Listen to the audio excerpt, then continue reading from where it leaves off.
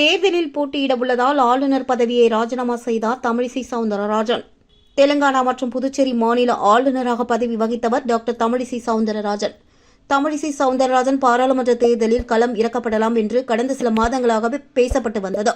இதுகுறித்து அவரிடம் கேட்டபொழுதெல்லாம் ஆண்டவரும் ஆண்டு கொண்டிருப்பவரும் முடிவு செய்வார்கள் என்று தெரிவித்து வந்தார். இந்நிலையில் இன்று காலை டாக்டர் தமிழிசை சவுந்தரராஜன் ஆளுநர் பதவியை ராஜினாமா செய்தார். இதுகுறித்து இன்று காலை ஜனாதிபதி திரௌபதி முர்முவிற்கு அவர் தனது ராஜினாமா கடிதத்தை அனுப்பினார்.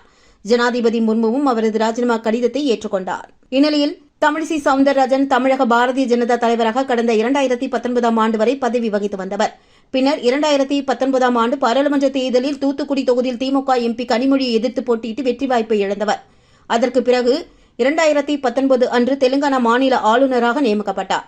2021 ஆண்டு பிப்ரவரி 16 தேதி புதுச்சேரி மாநில துணைநிலை ஆளுநர் பதவியும் அவருக்கு வழங்கப்பட்டது.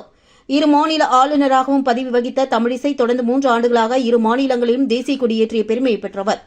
டாக்டர் தமிழிசை ஆளுநர் பதவியை ராஜினாமா செய்ததற்கு காரணம் வருகின்ற தேர்தலில் அவரை களம் இறக்க டெல்லி மேலிடம் விரும்புவதாக கூறப்படுகிறது.